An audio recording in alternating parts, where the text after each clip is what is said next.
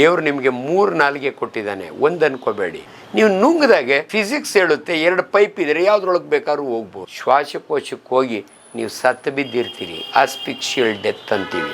ಊಟ ಮಾಡುವಾಗ ಗಮನದಲ್ಲಿಟ್ಕೊಳ್ಳಿ, ರಾಗಿ ಮುದ್ದೆ ಒಂದೇ ಗುಳುಮ್ ಅಂತ ನುಂಗೋದು, ಸಾರನಲ್ಲಿ ಹತ್ಕೊಂಡು, ಬೇರೆ ಎಲ್ಲವನ್ನೂ ಅಗಿದು ತಿನ್ನಬೇಕು. ಇದು ಫಸ್ಟ್ ಪ್ರಿನ್ಸಿಪಲ್. ನಾವು ತಿಂದ ಆಹಾರ 2 ಪೈಪ್ ಇದೆ. ಮುಂದೆ ಇರೋದು ಉಸಿರಿನ ನಾಳ, ಟ್ರೀಕಿಯಾ ಅಂತೀವಿ ನಾವು, ಅದ್ರ ಹಿಂದೆ ಅನ್ನನಾಳ ಇದೆ. ನಿಮ್ಮ ಬಾಯಿನಲ್ಲಿ ಒಂದು ದಿನಕ್ಕೆ 900 ml ಸಲೈವ ಅಂದರೆ ನಿಮ್ಮ ಜೊಲ್ಲು ರಸ.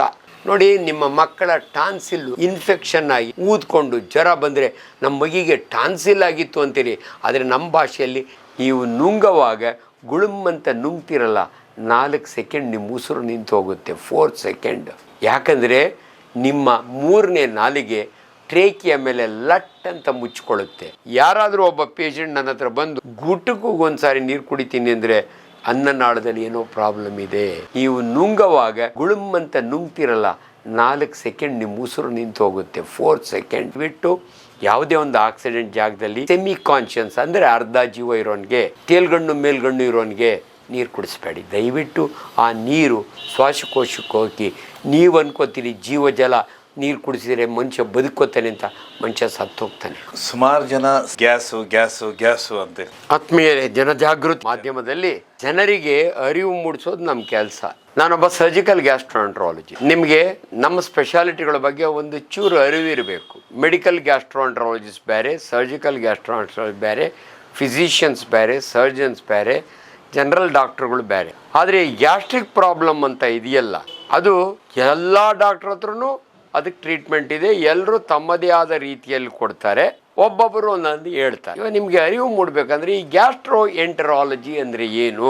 ನಮ್ಮ ತಿಂದ ಆಹಾರವನ್ನು ಜೀರ್ಣ ಮಾಡಿಕೊಂಡು ನಮ್ಮ ದೇಹದ ಪ್ರತಿಯೊಂದು ಭಾಗಕ್ಕೂ ಗ್ಲೂಕೋಸನ್ನು ಸಪ್ಲೈ ಮಾಡೋಂಥ ಕೆಪಾಸಿಟಿ ಇರೋದು ನಮ್ಮ GIT, ಗ್ಯಾಸ್ಟ್ರೋ ಇಂಟೆಸ್ಟೈನಲ್ ಟ್ರ್ಯಾಕ್ಟ್. ಇವಾಗ ರೆಸ್ಪಿರೇಟರಿ ಸಿಸ್ಟಮ್ ಬೇರೆ, ಕಾರ್ಡಿಯೋವ್ಯಾಸ್ಕ್ಯುಲರ್ ಸಿಸ್ಟಮ್ ಬೇರೆ, ಸ್ಪೈನ್ ಅಂಡ್ ಬ್ರೈನ್ ಬೇರೆ. ಬಟ್ ಇವತ್ತು ನಿಮಗೆ ಅರಿವಾಗುವ ರೀತಿಯಲ್ಲಿ ನೀವು ತಿಂದ ಆಹಾರ ಹೆಂಗೆ ನಿಮ್ಮ ದೇಹದಲ್ಲಿ ಏನೇನು ತಿನ್ಬೇಕು, ಅದನ್ನೇ ಅವ್ರು ಕೇಳಿದ ಪೌಡ್ರನ್ನ ತಿನ್ಬೇಕಾ ಅಂತ. ಏನು ತಿಂದರೆ ಗ್ಯಾಸ್ಟ್ರಿಕ್ ಆಗುತ್ತೆ? ಫಸ್ಟ್ ಆಫ್ ಆಲ್ ನಿಮಗೆ ಗ್ಯಾಸ್ಟ್ರಿಕ್ ಅಂದರೆ ಏನು ಅನ್ನೋದನ್ನು ದಯವಿಟ್ಟು ಸರಳವಾಗಿ ತಿಳ್ಕೊಳ್ಳಿ. ನಿಮ್ಮ ಮಗು ಗ್ಯಾಸ್ ಪಾಸ್ ಮಾಡಿದರೆ ತುಂಬ ಗ್ಯಾಸ್ ಟ್ರಬಲ್ ಡಾಕ್ಟ್ರೆ, ನಮ್ಮ ಹುಡುಗ ತುಂಬ ಊಸ್ತಾನೆ ಡಾಕ್ಟ್ರೆ, ಅದು ಗ್ಯಾಸ್ ಟ್ರಬಲ್ಲ, ಅದು ಗ್ಯಾಸ್ಟ್ರಿಕ್ಕಾ? ಇವೆಲ್ಲ ದಯವಿಟ್ಟು ನಮ್ಮ ವೈಜ್ಞಾನಿಕ ಪದಗಳನ್ನು ನಾವು ಸರಿಯಾಗಿ ಮಾತಾಡೋದು. ನನ್ನ ಬಾಯಿಂದ ಬಂದರೆ ಶಂಕದಿಂದ ತೀರ್ಥ ಬಂದಂಗೆ. Because I am A qualified gastroenterologist, I am A professor of surgery. ಅನೇಕ ಮೆಡಿಕಲ್ ಕಾಲೇಜುಗಳಲ್ಲಿ ವಿದ್ಯಾರ್ಥಿಗಳಿಗೆ ಪಾಠ ಹೇಳ್ಕುವಂಥ ಪ್ರೊಫೆಷನ್ ನಂದು. I am an operating surgeon. ಆದ್ದರಿಂದ ನಿಮಗೆ ಕೆಲವು ವಿಚಾರಗಳನ್ನ ಹೇಳ್ತೀನಿ. ಫಸ್ಟ್, ನಿಮಗೆ ಈ ಗ್ಯಾಸ್ಟ್ರಿಕ್ ಅಂದರೆ ಏನು ಅನ್ನೋದ್ರ ಬಗ್ಗೆ ಒಂದು ಅರಿವು. ಗ್ಯಾಸ್ಟ್ರಿಕ್ ಅಂದರೆ ನಮ್ಮ ಭಾಷೆಯಲ್ಲಿ ಸ್ಟಮಕ್ನ ಗ್ಯಾಸ್ಟ್ರಿಕ್ ಅಂತೀವಿ ನಾವು. ನೋಡಿ, ನಮ್ಮ ಗೇಣುದ್ದ ಹೊಟ್ಟೆಯಲ್ಲಿ ಏನೆಲ್ಲ ಅಂಗಾಂಗಗಳಿದಾವೆ ಅಂದರೆ ಫಸ್ಟ್ ನೀವು ತಿಳ್ಕೊಳ್ಳಿ. ನಾವು ಊಟ ಮಾಡುವಾಗ ಏನು ಮಾಡ್ತೀವಿ? ಕೈನಲ್ಲಿ ತಗೊಂಡು ಬಾಯಿಗೆ ಹಾಕ್ಕೊಂಡು ಅಗದು ನುಂಗ್ತೀವಿ. ಇಲ್ಲಿಂದ ಶುರು ನಿಮ್ಮ GIT, ಗ್ಯಾಸ್ಟ್ರೋ ಇಂಟೆಸ್ಟೈನಲ್ ಟ್ರ್ಯಾಕ್ಟ್. ಆಮೇಲೆ ಬರ್ತಾ ಹೇಳ್ತೀನಿ ಗ್ಯಾಸ್ಟ್ರಿಕ್ ಅಂದರೆ ಏನು ಅಂತ. ನಿಮ್ಮ ಆಹಾರ ಬಾಯಿನಿಂದಲೇ ಪಚನಕ್ಕೆ ಶುರುವಾಗುತ್ತೆ. ಅಂದರೆ ಚೆನ್ನಾಗಿ ಅಗಿದು ಜಿಗಿದು ನುಂಗಿದ್ರೆ ನಿಮ್ಮ ಆಹಾರ ಸ್ಟಮಕ್ ಹೋಗೋ ಅಷ್ಟೊತ್ತಿಗೆ, ಜಠರ ಅಂದರೆ ಅದೇ ಅಲ್ಲಿದೆ, ಸ್ಟಮಕ್ ಇದೆ, ಅಲ್ಲಿಗೆ ಹೋಗೋ ಅಷ್ಟೊತ್ತಿಗೆ ಅದು ಡೈಜೆಷನ್ಗೆ ರೆಡಿ ಆಗಿರುತ್ತೆ. ಅದರಿಂದ ದಯವಿಟ್ಟು ಊಟ ಮಾಡುವಾಗ ಗಮನದಲ್ಲಿಟ್ಕೊಳ್ಳಿ, ರಾಗಿ ಮುದ್ದೆ ಒಂದೇ ಗುಳುಮ್ ಅಂತ ನುಂಗೋದು, ಸಾರನಲ್ಲಿ ಹತ್ಕೊಂಡು, ಬೇರೆ ಎಲ್ಲವನ್ನೂ ಅಗಿದು ತಿನ್ನಬೇಕು. ಇದು ಫಸ್ಟ್ ಪ್ರಿನ್ಸಿಪಲ್. ದೇವರು ಅದಕ್ಕೆ ನಿಮಗೆ 32 ಹಲ್ಲು ಕೊಟ್ಟಿರೋದು. ನಾಲಿಗೆ it's A wonderful organ, very strong muscular organ. ಅದನ್ನು ಮಿಕ್ಸ್ ಮಾಡುತ್ತೆ. ಅದಕ್ಕಿಂತ ಇಂಪಾರ್ಟೆಂಟ್ ನೀವು ತಿಳ್ಕೊಳ್ಳಿ ದಯವಿಟ್ಟು, ನಿಮ್ಮ ಬಾಯಿನಲ್ಲಿ ಒಂದು ದಿನಕ್ಕೆ 900 ml ಸಲೈವ ಅಂದರೆ ನಿಮ್ಮ ಜೊಲ್ಲು ರಸ, ಪ್ಯಾರೋಟಿಡ್ ಸಬ್ಮ್ಯಾಂಡಿಬುಲರ್ ಸಬ್ಲಿಂಗ್ವಲ್ ಆರು major salivary glands, mini thousands minor salivary gland. ಈ ಸಲೈವ ಇದೆಯಲ್ಲ ಎಷ್ಟು ಇಂಪಾರ್ಟೆಂಟ್ ಅಂತ ನಿಮಗೆ ಗೊತ್ತಿರಬೇಕು. ಯಾಕಂದರೆ ಎಲ್ಲಂದರೆ ಉಗುಳ್ತೀರಿ, ಉಗುಳ್ಬೇಡಿ. ದೇವರು ಅದನ್ನು ಕೊಟ್ಟಿರೋದು ನಿಮ್ಮ ಬಾಯಿ ತೇವವಾಗಿದ್ದರೆ ನಿಮ್ಮ ಬಾಯಿ ವಾಸನೆ ಬರೋಲ್ಲ. ಎರಡನೇದು, ನೀವು ಬಾಯಿಗೆ ಸಕ್ಕರೆ ಹಾಕ್ಕೊಂಡ್ರೆ ಹಂಗೆ ಕರ್ಗೋಗುತ್ತಲ್ಲ, ಅದಕ್ಕೆ ಕಾರಣ ಒಂದು ಎನ್ಸೈಮ್ ಇದೆ. ನಮ್ಮ ಸಲೈವ ಒಳಗೆ ಒಂದು ಎನ್ಸೈಮ್ ಇದೆ, ಅದನ್ನು ಅದು ಕರಗಿಸುತ್ತೆ. ಸೊ ನೀವು ಬೇರೆ ಆಹಾರನ ಕಾಳು ಕಡಿ ಬೇಳೆ ದ್ವಿದಳ ಧಾನ್ಯ ಮಾಂಸ ಮೊಟ್ಟೆ ಎಲ್ಲವನ್ನು ಅಗಿದು ತಿಂದರೆ ಅದು ಭಾಳ ಎಷ್ಟು ಸಾರಿ ಅಗಿಬೇಕು ಡಾಕ್ಟ್ರೆ? 10ರಿಂದ 12 ಸಾರಿ ಅಂತೀವಿ. ಬಟ್ ಇವತ್ತೆಲ್ಲ ನಮ್ಗೆ ಅದು ಅಭ್ಯಾಸ ಹೊರಟೋಗಿದೆ, ಸಮಯ ಇಲ್ಲ, ಗಬ ಅಂತ ತಿಂತೀವಿ. ಹಂಗೆ ತಿನ್ನೋದಲ್ಲ. ಆ್ಯಕ್ಚುಲಿ ಸಾವಧಾನವಾಗಿ ನೀವು ಊಟ ಮಾಡಿದರೆ ನಿಮ್ಮ ಡೈಜೆಷನ್ನು ನಿಮ್ಮ ಬಾಯಲ್ಲೇ ಶುರುವಾಗುತ್ತೆ. ಅದಾದ ನಂತರ ನುಂಗ್ತೀವಲ್ಲ, ಸ್ವ್ಯಾಲೋವಿಂಗ್ ಅಂತೀವಿ, ಗುಳುಮ್ ಅಂತ ನುಂಗಿದಾಗೆ ಇಲ್ಲಿ ನಿಮ್ಮ ಫ್ಯಾರಿಂಗ್ಸ್ ಅಂತೀವಿ. ಈ ನುಂಗೋದು ಎಷ್ಟು ಇಂಪಾರ್ಟೆಂಟ್ ಅಂದರೆ, ನೀವು ಗುಳುಮ್ ಅಂತ ನುಂಗಿದಾಗೆ ನೋಡಿ, ಇದನ್ನು ನಾವು ಫ್ಯಾರಿಂಗ್ಸ್ ಅಂತೀವಿ ನಮ್ಮ ಭಾಷೆಯಲ್ಲಿ. ನಾವು ತಿಂದ ಆಹಾರ 2 ಪೈಪ್ ಇದೆ. ಮುಂದೆ ಇರೋದು ಉಸಿರಿನ ನಾಳ, ಟ್ರೇಕಿಯಾ ಅಂತೀವಿ ನಾವು. ಅದರ ಹಿಂದೆ ಅನ್ನನಾಳ ಇದೆ. ನೀವು ನುಂಗಿದಾಗೆ ಫಿಸಿಕ್ಸ್ ಹೇಳುತ್ತೆ 2 ಪೈಪ್ ಇದ್ದರೆ ಯಾವುದ್ರೊಳಗೆ ಬೇಕಾದ್ರೂ ಹೋಗ್ಬೋದು. ಆದರೆ ನಿಮ್ಮ ಅನ್ನನಾಳದೊಳಕ್ಕೆ ಹೋಗಬೇಕು, ಉಸಿರಿನಾಳದೊಳಕ್ಕೆ ಹೋಗಬಾರ್ದು. ಅಪ್ಪಿ ತಪ್ಪಿ ಒಂದು ಅಗಳು ಹೋಗ್ಬಿಟ್ರೆ ನೀವು ತಕ್ಷಣ ಏನು ಮಾಡ್ತೀರ ಗೊತ್ತಾ? ಅಂತೀರಿ. ಇದನ್ನು ಹಳ್ಳಿ ಕಡೆ ನತ್ತಿಗತ್ತಿದೆ ಅಂತಾರೆ. ನೀವು ಹಂಗೆ ಕೆಮ್ದಿದ್ರೆ ನಿಮ್ಮ ಆಹಾರ ನಿಮ್ಮ ಶ್ವಾಸಕೋಶಕ್ಕೆ ಹೋಗಿ ನೀವು ಸತ್ತು ಬಿದ್ದಿರ್ತೀರಿ. ಆಸ್ಪಿಕ್ಸಿಯಲ್ ಡೆತ್ ಅಂತೀವಿ. ಅದಕ್ಕೆ ನಾನು ಭಾಳ ಸಾರಿ ವಿಜ್ಞಾನವನ್ನು ನಿಮ್ಗೆ ಅರ್ಥ ಆಗುವ ರೀತಿಯಲ್ಲಿ ಹೇಳ್ತೀನಿ. ದೇವರು ನಿಮಗೆ 3 ನಾಲಿಗೆ ಕೊಟ್ಟಿದ್ದಾನೆ, ಒಂದು ಅನ್ಕೋಬೇಡಿ. ಮಾತನಾಡುವ ನಾಲಿಗೆ ಟಂಗ್ ಅಂತೀವಿ. ನಿಮ್ಮ ಕಿರುನಾಲಿಗೆ ಇದೆ, ಮೇಲ್ಗಡೆ ಹಿಂಗೆ ಏತಾಡ್ತಾ ಇರುತ್ತೆ, ದಟ್ ಈಸ್ ಆಲ್ಸೋ ಇಂಪಾರ್ಟೆಂಟ್. ಯೂವುಲ್ಲ ಅಂತೀವಿ ನಾವು. ಇನ್ನೊಂದು 3ನೇ ನಾಲಿಗೆ. ದಯವಿಟ್ಟು ಇವತ್ತು ನನ್ನ ಮಾತನ್ನು ಕೇಳಿದ ಮೇಲೆ ಕನ್ನಡಿಯ ಮುಂದೆ ನಿಂತ್ಕೊಂಡು ಆ ಅಂತ ಬಾಯಿ ತೆಗಿರಿ. ನಿಮ್ಮ ನಾಲಿಗೆಯ ಹಿಂದೆ ಇನ್ನೊಂದು ನಾಲಿಗೆ ಇದೆ, ಅದನ್ನು ನಾವು ಎಪಿಗ್ಲಾಟಿಸ್ ಅಂತೀವಿ. ನಾವು ಮಾತನಾಡುವಾಗ ಸುಮ್ಮನೆ ಇರುವಾಗ ಉಸಿರಾಡ್ತಾನೇ ಇರ್ತೀವಿ. ಉಸಿರು ಬೇಕು ಮನುಷ್ಯನಿಗೆ. 1 ನಿಮಿಷಕ್ಕೆ 16ರಿಂದ 22 ಸಾರಿ ಉಸಿರಾಡ್ತಾನೆ ಇರ್ತೀವಿ. ಆದರೆ ನೀವು ನುಂಗುವಾಗ ಗುಳುಮ್ಮಂತ ನುಂಗ್ತಿರಲ್ಲ, 4 ಸೆಕೆಂಡ್ ನಿಮ್ಮ ಉಸಿರು ನಿಂತು ಹೋಗುತ್ತೆ, 4 ಸೆಕೆಂಡ್. ಯಾಕಂದರೆ ನಿಮ್ಮ 3ನೇ ನಾಲಿಗೆ ಟ್ರೇಕಿಯ ಮೇಲೆ ಲಟ್ ಅಂತ ಮುಚ್ಚಿಕೊಳ್ಳುತ್ತೆ. ಆವಾಗ ನಮ್ಮ ಆಹಾರ ಆ ಪೈಪಿಗೆ ಹೋಗೋದ್ರ ಬದಲು ಹಿಂದಿನ ಪೈಪು ಅಂದರೆ ನಿಮ್ಮ ಅನ್ನನಾಳಕ್ಕೆ ಹೋಗುತ್ತೆ. ಈ ವಿಜ್ಞಾನ ಎಷ್ಟು ಇಂಪಾರ್ಟೆಂಟ್ ನೋಡಿ. ಅದಕ್ಕೆ ದಯವಿಟ್ಟು ತಿಳ್ಕೊಳ್ಳಿ, ಸಾವಧಾನವಾಗಿ ಊಟ ಮಾಡಿ. ಗಬ ಅಂತ ತಿಂದಾಗೆ ಇದು ನಿಮ್ಮ ಅನುಭವ ಆಗಿರುತ್ತೆ. ಏನೋ ತಿರ್ತೀರಿ, ಮಗಳು ಶಾಲೆಗೆ ಹೋಗಲಿಕ್ಕೆ ರೆಡಿಯಾಗಿರ್ತಾಳೆ, ಚಿತ್ರಾನ್ನ ತಿಂತಿರ್ತಾಳೆ, ಹಾರ್ನ್ ಹೊಡೆಯುತ್ತೆ ಅವ್ರ ಸ್ಕೂಲ್ ವ್ಯಾನು, ಗಬಕ್ಕಂತ ನುಂಗ್ತಾಳೆ. ಆವಾಗ ಒಂದು ಅಗಳು ತಪ್ಪಿ ಟ್ರೇಕಿಯಾಗಿ ಹೋಗುತ್ತೆ. ಆದರೆ ಬ್ರೈನ್ ಇದೆಯಲ್ಲ, ಭಾಳ ಇಂಟೆಲಿಜೆಂಟ್ ಆರ್ಗನ್ನು, ರಾಂಗ್ ಪ್ಲೇಸ್ಗೆ ಹೋಗಿದೆ, ಕೆಮ್ಮು ಅಂತ ಹೇಳುತ್ತೆ, ಅಂತಾಳೆ, ಈಚೆಗೆ ಬರುತ್ತೆ, ಜೀವ ಉಳಿತ್ರಿ. ಇದನ್ನು ಮುಂದೆ ಯಾವಾಗಲೂ ನಿಮಗೆ ಆಕ್ಸಿಡೆಂಟ್ ಆಗಿ ಅರ್ಧ ಜೀವ ಇದ್ದವನಿಗೆ ನೀರು ಕುಡಿಸ್ಬೇಡಿ ಅಂತ ಯಾಕೆ ಹೇಳ್ತೀನಿ ಅನ್ನೋದ್ರು, ಇದ್ರ ಬ್ಯಾಕ್ಗ್ರೌಂಡ್ ಕುಡಿಸ್ಬಾರ್ದು. ಸೆಮಿ ಕಾನ್ಷಿಯಸ್ ಅನ್ಕಾನ್ಷಿಯಸ್ ಪೇಷಂಟ್ಗೆ ನೀವೇನು ಕುಡಿಸ್ಬಾರ್ದು. ಅದು ಅನ್ನನಾಳದ ಬದಲು ಶ್ವಾಸನಾಳಕ್ಕೆ ಹೋಗಿ ಸತ್ತೋಗ್ತಾರೆ. ಈಗಲೇ ಒಂದು ವಾರ್ನಿಂಗ್ ಕೊಡ್ತಾಯಿದ್ದೀನಿ. ನಾನು ಮಾತನಾಡುವಾಗ ನಿಮಗೆ ಉಪಯುಕ್ತ ಮಾತು. ದಯವಿಟ್ಟು ಯಾವುದೇ ಒಂದು ಆಕ್ಸಿಡೆಂಟ್ ಜಾಗದಲ್ಲಿ ಸೆಮಿ ಕಾನ್ಷಿಯಸ್ ಅಂದರೆ ಅರ್ಧ ಜೀವ ಇರೋನಿಗೆ, ತೇಲ್ಗಣ್ಣು ಮೇಲ್ಗಣ್ಣು ಇರೋನಿಗೆ ನೀರು ಕುಡಿಸ್ಬೇಡಿ. ದಯವಿಟ್ಟು ಆ ನೀರು ಶ್ವಾಸಕೋಶಕ್ಕೆ ಹೋಗಿ ನೀವು ಅನ್ಕೋತೀರಿ ಜೀವಜಲ ನೀರು ಕುಡಿಸಿದರೆ ಮನುಷ್ಯ ಬದುಕೋತಾನೆ ಅಂತ, ಮನುಷ್ಯ ಸತ್ತೋಗ್ತಾನೆ. ಸುಮಾರು ಜನ ಪುಣ್ಯ ಬರುತ್ತೆ ಅಂತ ಕುಡಿಸ್ತಾರೆ. 100% ಪುಣ್ಯ ಬರುತ್ತೆ ಅಂತ ಕೊಡ್ತಾರೆ.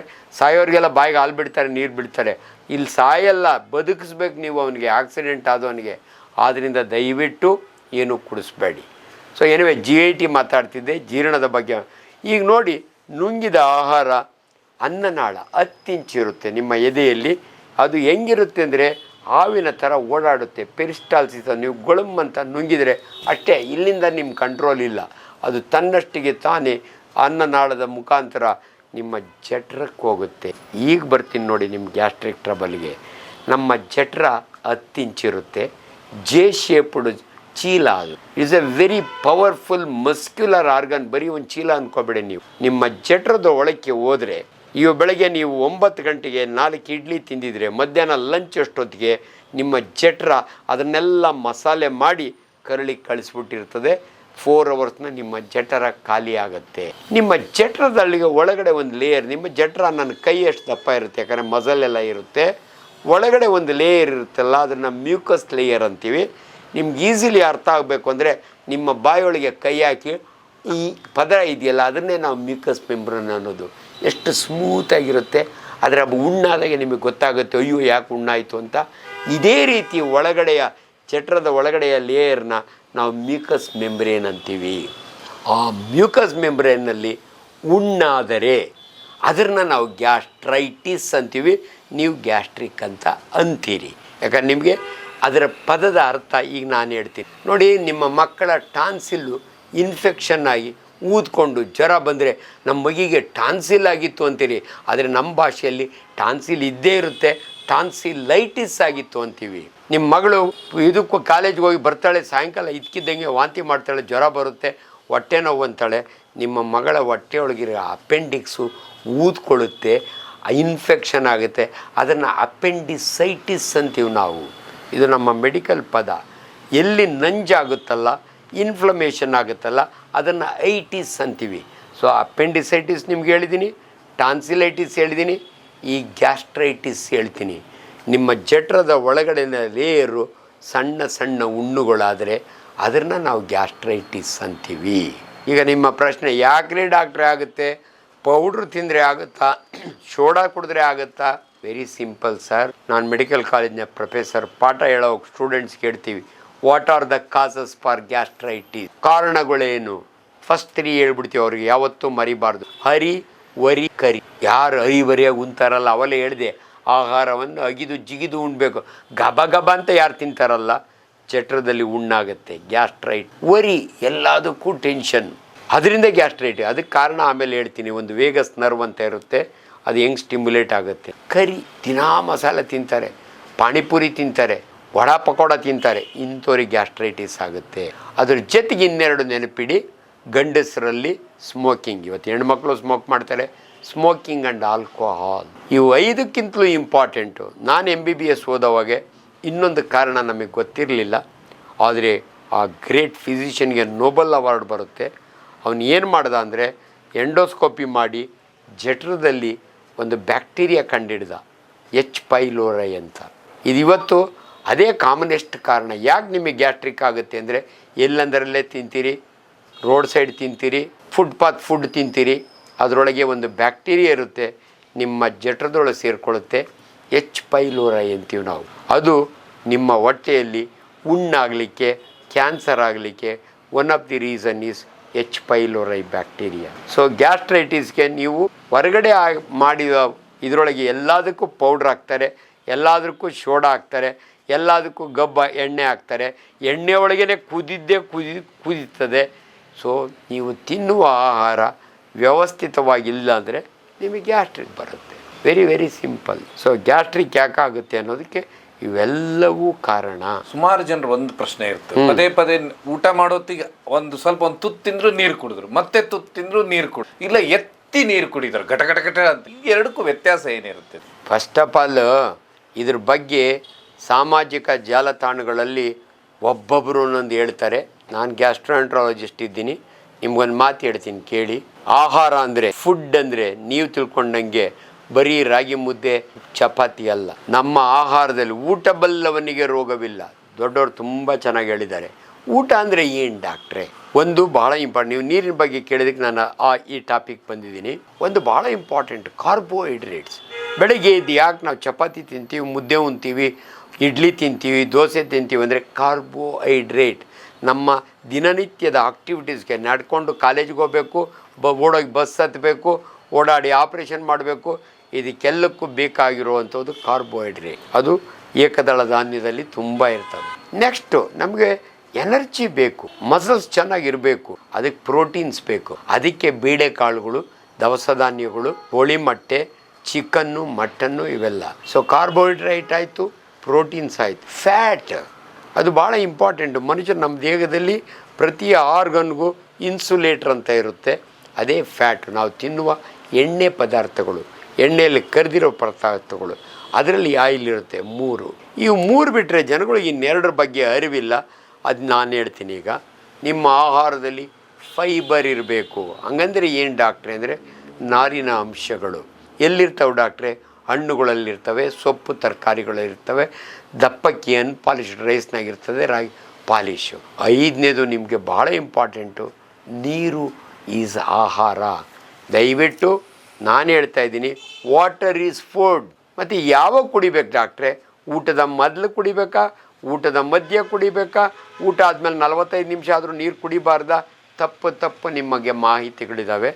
ನೀವು ನೀರನ್ನು ಆಹಾರದ ರೂಪದಲ್ಲಿ, ಕುಡಿಯೋ ನೀರಿನಾಗ ಅಷ್ಟೇ ಅಲ್ಲ, ಪ್ರತಿ ಒಂದು ತರಕಾರಿಯಲ್ಲೂ ನೀರಿರುತ್ತೆ, ಹಣ್ಣಿನಲ್ಲಿ ನೀರಿರುತ್ತೆ, ನೀವು ಉಣ್ಣ ಅನ್ನದಲ್ಲಿ ನೀರಿರುತ್ತೆ. ಆದರೆ ಪ್ಯೂರ್ ನೀರು ಅಂದರೆ ನೀರನ್ನು ನೀರಿನಂತೆ ಕುಡಿಯುವುದು ಕೂಡ ಇಂಪಾರ್ಟೆಂಟು.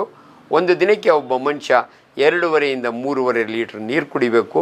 ಈ ನೀರನ್ನು ನೀವು ಯಾವಾಗ ಬೇಕಾದ್ರೆ ನಿಮ್ಮ ಅಭ್ಯಾಸಗಳು, ಬಟ್ ಗುಟಕ್ಕೊಂದ್ಸರಿ ಕುಡೀರಿ ಅಂತ ನಾನು ಹೇಳಲ್ಲ. ಯಾರಾದರೂ ಒಬ್ಬ ಪೇಷಂಟ್ ನನ್ನ ಹತ್ರ ಬಂದು ಗುಟಕ್ಕೊಂದ್ಸಾರಿ ನೀರು ಕುಡಿತೀನಿ ಅಂದರೆ ಅನ್ನನಾಳದಲ್ಲಿ ಏನೋ ಪ್ರಾಬ್ಲಮ್ ಇದೆ, ಡಿಸ್ಪೇಜಿಯಾ ಅಂತೀವಿ ನಾವು. ಗುಟುಕು ಗುಟುಕು ಅಂದರೆ ಒಂದು ತುತ್ತು ಅಂತಾರೆ ನೀರು ಕುಡಿತಾರೆ, ಯಾಕಂದ್ರೆ ಒಳಕ್ಕೆ ಹೋಗಲ್ಲ. ತಿರುಗುಂತಾರೆ ನೀರು ಕುಡಿದೆ, ಡೆಫಿನೆಟ್ಲಿ ಏನೋ ಕಾಯಿಲೆ ಇದೆ.